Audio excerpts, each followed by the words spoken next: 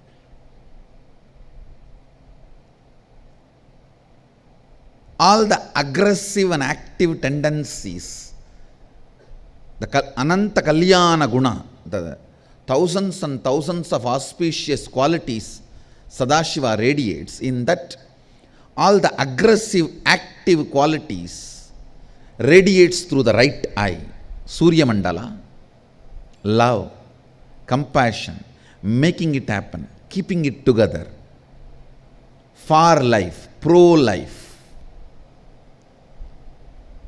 Those energies radiate through the Soma Mandala, the left eye. Understand? Romance, love, compassion, far life, keeping it together, making it happen, breaking all the obstacles. All those passive but foundational qualities for life in the Ananta Kalyana Gunas of Sadashiva, the foundational qualities for life, they manifest through the Soma Mandala, the left eye. Giving enlightenment happens, manifesting all the powers, initiation, liberation, all those activities are done through third eye. Kalabhairava and Veerabhadra have been manifested through the right eye. The powers of the right eye, the jata and nail. Subramanya manifested through the third eye.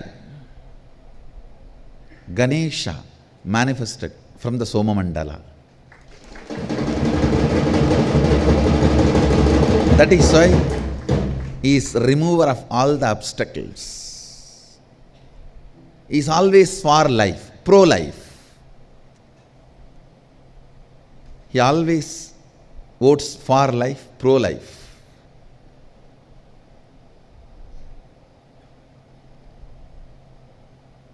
His space, his energy, joyful being. The moment you see, you can see, such a carefree, joyful being, does not diet to reduce the weight and look fit. Happy guy. and the way he is and very blissful being who goes on radiating far life energy, pro-life energy.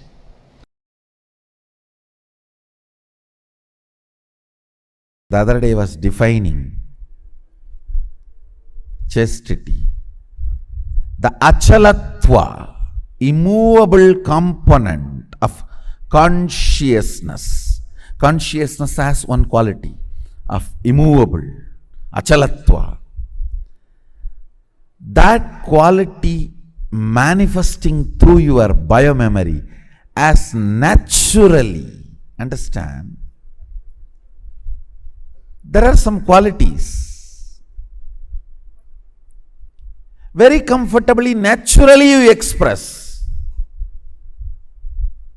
There are some cunning fellows, even after years, cannot learn integrity because they feel all the best things of their life is given because of their cunningness. The fools have not seen the best things life can give. See, it is like a baby steals 2-3 cars, small toy cars from his elder brother, from his cousin sister, and keeps all that, and he thinks, because of my stealing capacity, see what all I have. And the father, because of this fellow's stealing capacity, does not write any of his property in his will to the child. This fool will not know what he lost. He thinks, oh, these few things I collected is because of my cleverness of stealing. That's the best strategy. You see, because of this strategy, I have these cars. I secretly play around when nobody is there. See what I have. Fool. Out of your cunningness, what you got is not what was reserved for you by cosmos, what you deserved because of your cunningness. Understand?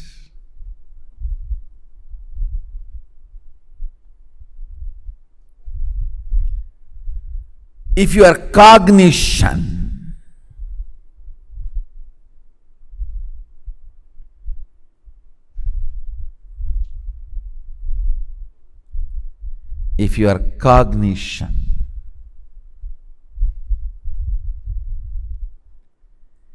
is comfortably flowing with the space of achalatva, I call that as chastity. Achalatva, dimension of consciousness manifesting through body and mind, is chastity. It's not just for women, understand? For woman the chastity is different, for man the chastity is different. But both have chastity.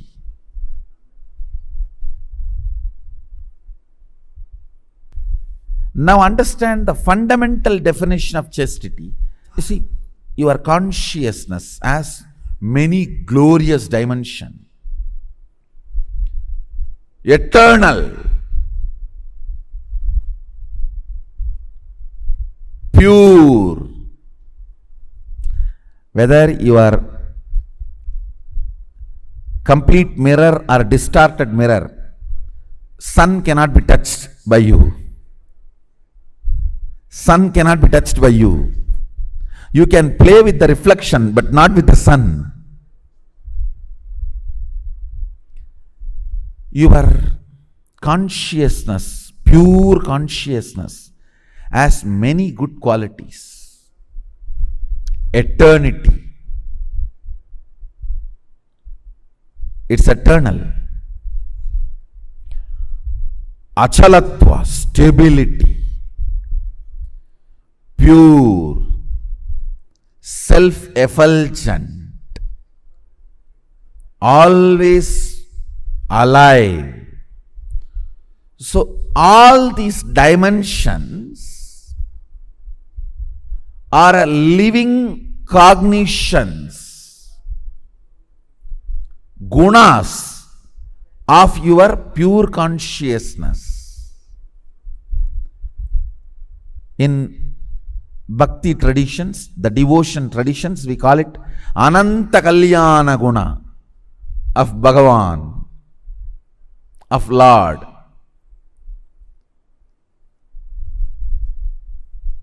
Ananta Kalyana Guna of Lord.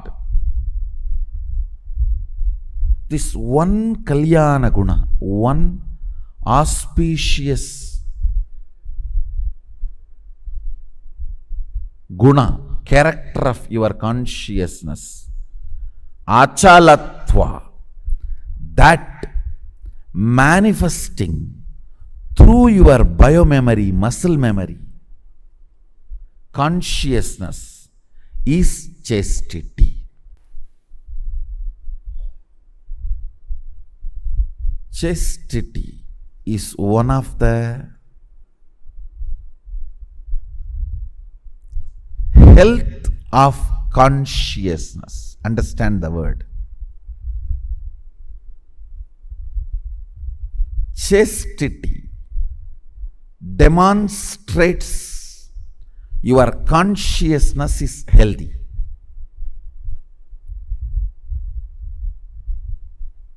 Like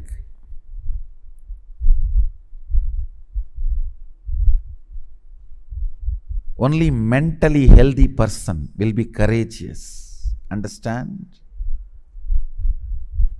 Sometimes the stupid decisions you take out of cowardness also may be appreciated by others as a bold step. No, that is not courage. Courageousness is health of consciousness. Same way, chastity comes when your consciousness is healthy. Integrity comes when your consciousness is healthy. Understand? The cunning,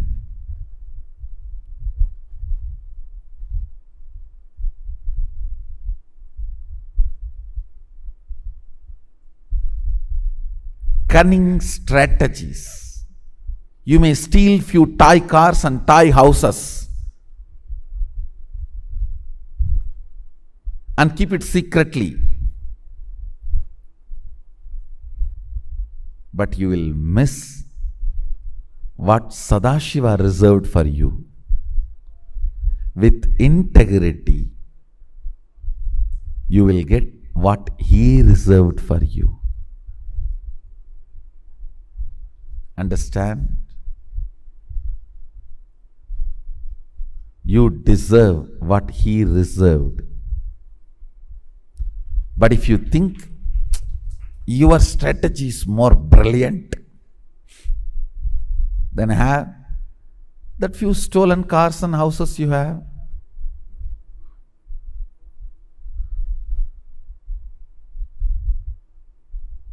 Believing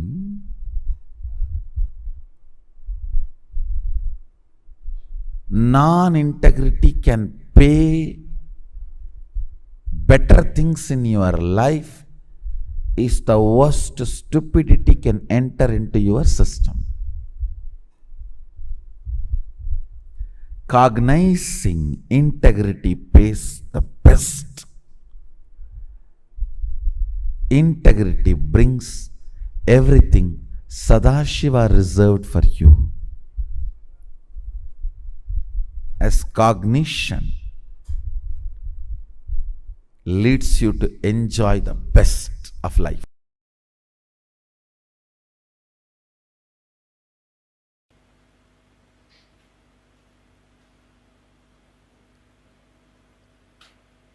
Mahadeva is uncomparable, unique energy and beyond ego, just a simple innocent being.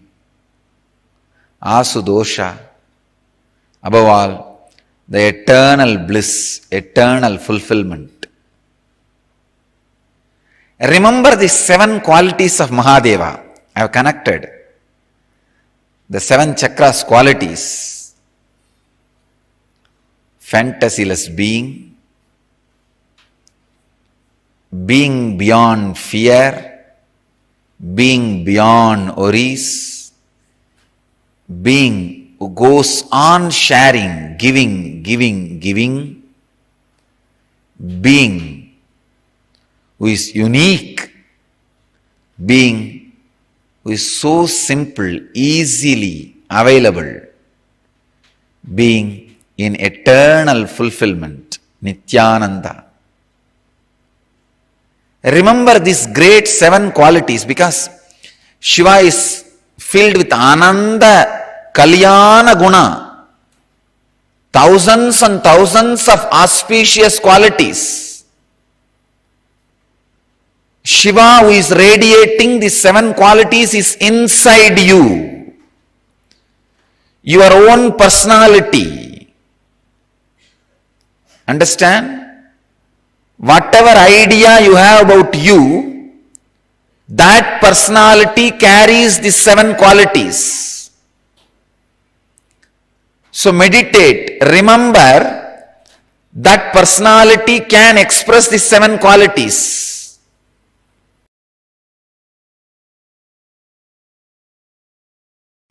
Shiva is not just the totality of few auspicious qualities. So by meditating on it, you become that. He is totality of auspicious qualities and consciousness.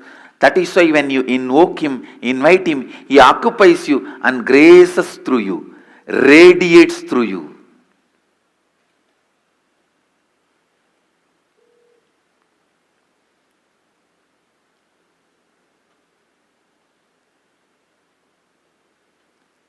not only he introduces himself to you, he introduces himself through you to everyone. He introducing himself to you is authenticity. He introducing himself through you to others is enriching. Mahadeva is the conscious intelligence. Shivoham is not technique, it's a conscious process. Meditate on Shivoham. Don't think your japa repetition, the strength of your meditation is going to bring the results. No. He is conscious intelligence. You meditating is nothing but invoking him, requesting him to fill you, to radiate through you.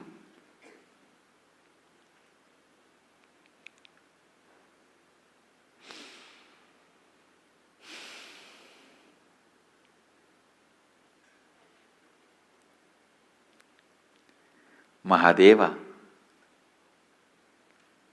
Mahadeva is pure consciousness. Mahadeva is embodiment of purity. Mahadeva is alive. I can't say, just because I chanted Shivoham for millions of times, I started experiencing Mahadeva. No. Just because he is consciousness, he accepted my request to walk into me. He started radiating himself through me. Understand, he is consciousness is the good news I want all of you to know. He accepts your request even if it is made once. He is Bholenath. Simple guy. His presence is not heavy, demanding. No. He is not Vaikuntavasi.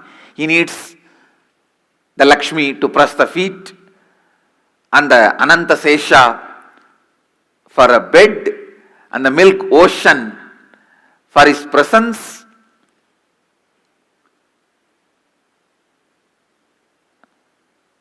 And all the best things, Shamantaka, the greatest jewelry for wearing. No, I am not disrespecting Vishnu. All I am trying to tell you is, Mahadeva is Bholenath. Even if you are already depressed like a cremation ground, you are almost there, your whole mind is dull, dead, depressed cremation ground, even then, he is happy to dance there. And all your thinking, feeling, everything is full of negativity, negativity, negativity, negativity like a ghost. Even then, he is ready to have you as his companion. Understand, he is too simple and his presence is not that heavy. His presence is powerful but not heavy. Heavy means demanding. Powerfulness is different. Heavy is different. Is Bholenath. His presence is never demanding.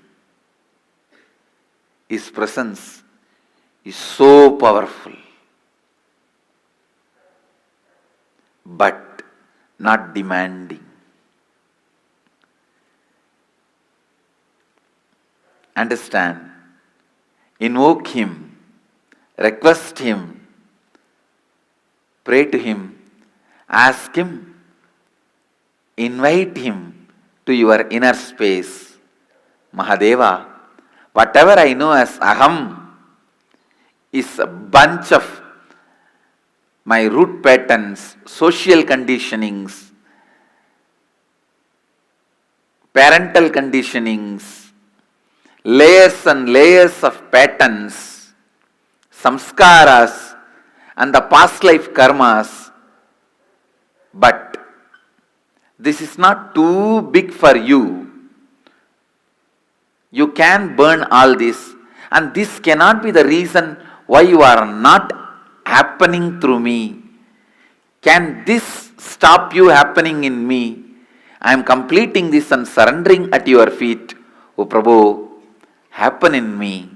O Mahadeva, happen in whatever I feel as me. Let Aham become Shivoham. Let Aham become Shivoham. Invite him. Invoke him. Request him. Understand, he is conscious, alive, present.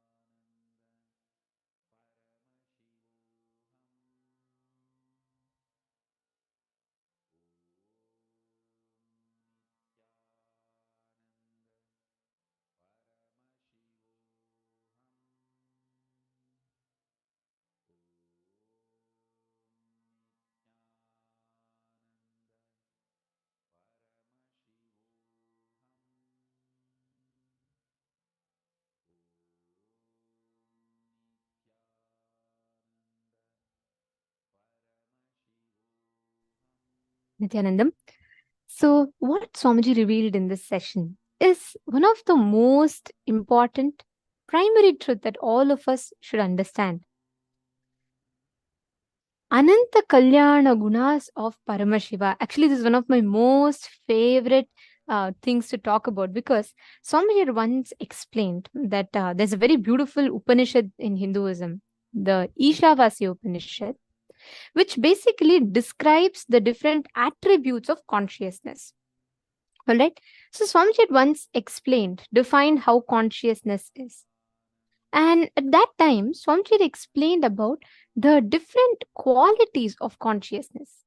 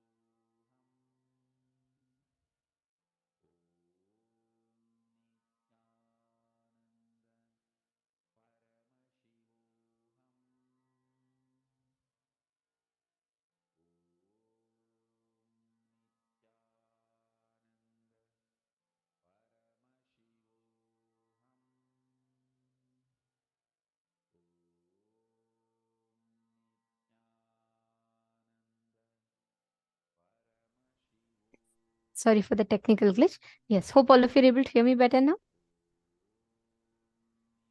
All right. So like I was sharing, right? So Swamiji was revealing about the qualities of consciousness. Okay. One of the most basic primary qualities of consciousness that Upanishad very beautifully declares, Manaso Javiyaha, means it is swifter than the mind. We all think like, okay, consciousness is swifter than the mind. What does that mean?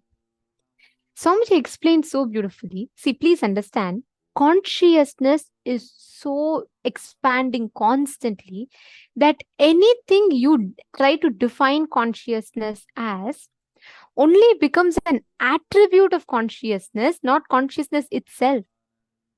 See, how much ever you try to define Paramashiva, you try to say, okay, he is like this, he is all knower.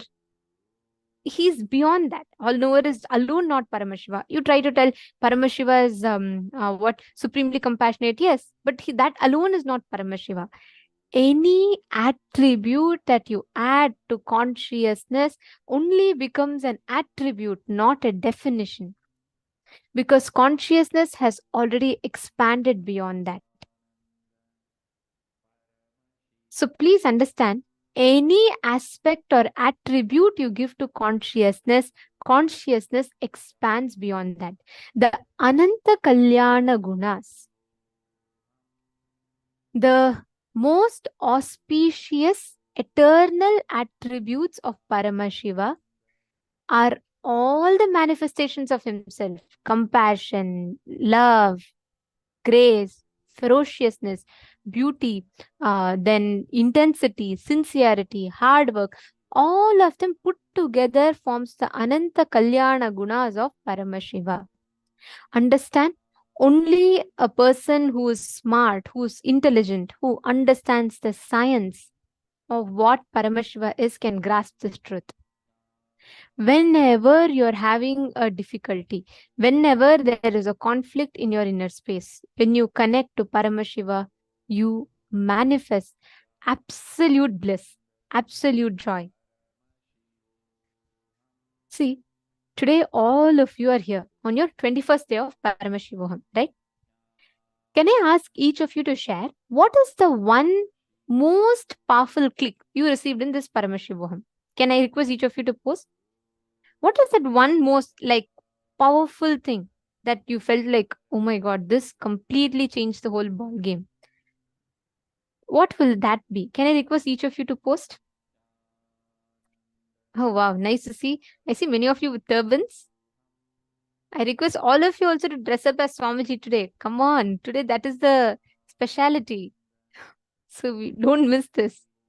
I request all of you to dress up as Swamiji. Madhyana's beloved, I have not seen Swamiji with a cap. I see you with a cap. Come on, you should dress up like Swamiji.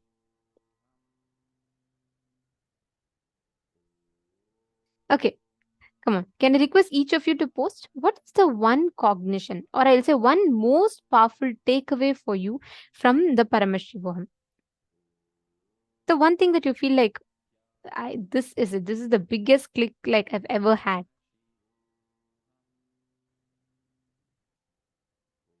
Okay, Ma Parmeshwari is saying breakthrough in power manifestation. Okay.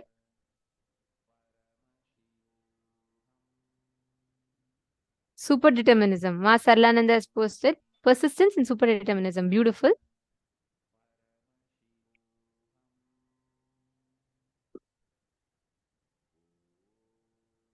Ma Vimala Nambir has posted Mahadeva happens in me. He's alive in my consciousness. Okay.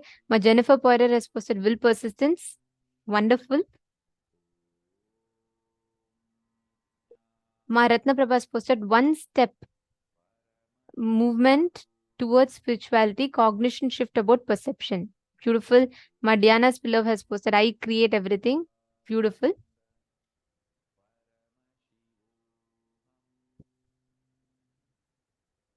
Come on, male side, what is the click? Fabio Bruno Aya, Luca Brundo Aya. Can I request all of you to share? Pankaj Kankar Aya, Surendranath Nambiar Aya, Carlos Mandos. What is the one big takeaway for you? If I all for a person, I am Paramashiva to manifest as his boon and keep integrity with inner completion going through the Maya matrix. Wealth is auspiciousness as my integrity as an enrichment. Okay. And Shane Denise has posted, there's nothing but cause and effect going on. Unclutching is non-judgmental and being neutral. Very beautiful. Okay. I'll tell you all why I asked this. Now, every single thing that you described, the only way, whatever you describe, is only an attribute of what you as an essence of Paramashiva carry in you. See, it is like if I try to describe an elephant to you, can I tell an elephant is an animal that has big ears? No. Big ears is an attribute to it, correct? Or can I tell an elephant is an animal that has trunk? No. Trunk is just one of its attribute. Even if I tell elephant is something that has tusks, that has trunk, and that has big ears, that still is an attribute to it. An elephant as a whole, only when you see it, you will experience it, you will understand it. Even then, it's only partial. But while even for a normal living entity, if that is the experience, you can never cognize it unless you see it. Then imagine for Paramashiva, who is the eternal consciousness, what can define him? Anything you try to define Paramashiva as, he has already grown bigger than that. He's already expanded. Anywhere you try to point out Paramashiva, he's already everywhere, right? You can't point out in one particular place. Paramashiva, his manifestation eternally in all forms, all ways, is his Ananta Kalyana Guna. Now that Akshaya Guna of Paramashiva, which is never getting destroyed, each of us have that component in us, the essence of that component. The same material that you are made up of is the same material that Paramashiva is made up of. Swamiji tells, right? God creates you in his own mold. So, any attribute you try to give to Paramashiva only becomes, any definition, frame you try to give to Paramashiva only becomes an attribute for him. The only way you can experience Paramashiva in his ultimate manifestation is by living and radiating him. That is what is Paramashivoham all about. Understanding? Whenever you manifest that experience, every time you manifest powers, every time you manifest powerful cognitions, you are strengthening the Paramashiva dimension of you, inside you to manifest. Only then you can manifest powers. Only if you strengthen the Paramashiva dimension inside you to manifest, you can manifest powers. So all the attributes of consciousness, whatever you express, whatever you experience, all of them are part of his glorious Ananta Kalyana Gunas. Just meditate on it, you will experience it. And only experience can give you that understanding. Essence of Paramashivoham is what? You are living Paramashivoham, right? When you go back, you are living as Paramashiva. It is important that you understand who Paramashiva is. Now, I request all of you to do a very powerful manifestation to experience it. Okay? Listen very carefully. Consciousness, Paramashiva, the supreme primal effulgence, exists the same amount as he exists in you. He exists in the object in front of you. What you're now going to do is you're going to keep a water bottle in front of you and you're going to be toppling that water bottle just by manifesting that as a power. So all you need to do, very simple, connect to Swamiji, sit with that powerful conscious declaration in your inner space, and chant the Mahavakya with this understanding, the Ananta Kalyana Gunas of Paramashiva, the Akshaya Guna, the Paramashiva you see outside, unexperienced, the Paramashiva you experience as Swamiji or inside you, are all one and the same.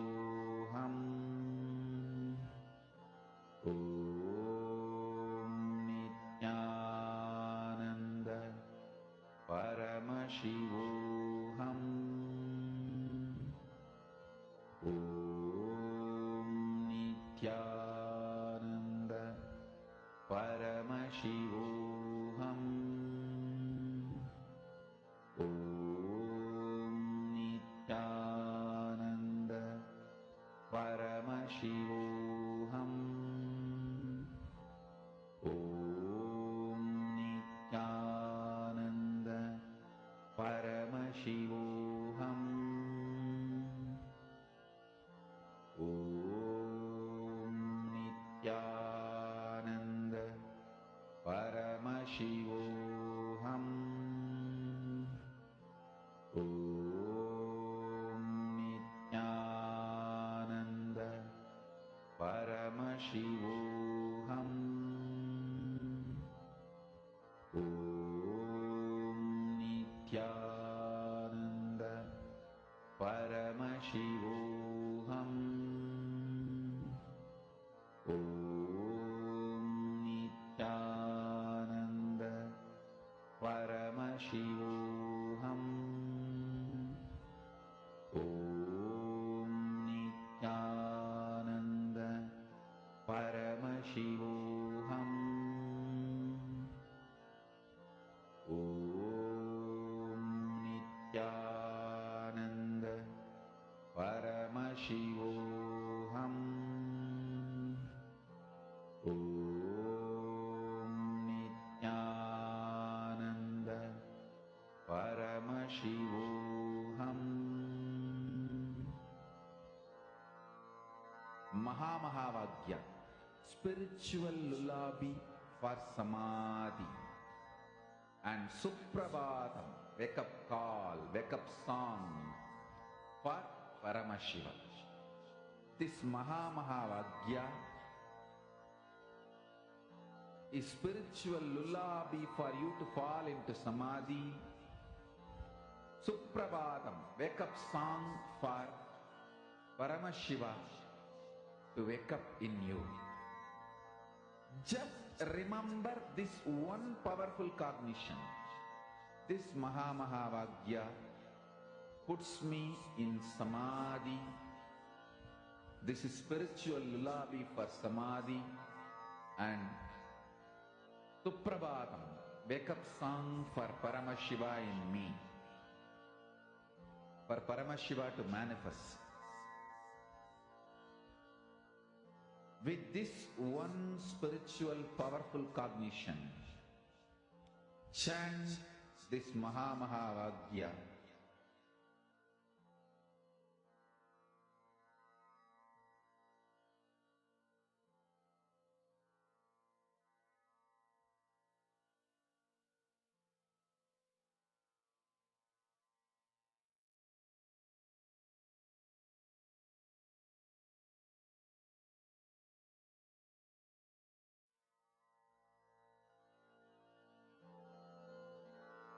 Mahamahāvagya, spiritual lullaby for samadhi, and Suprabhatam, wake up call, wake up song for Paramashiva, for Paramashiva to manifest.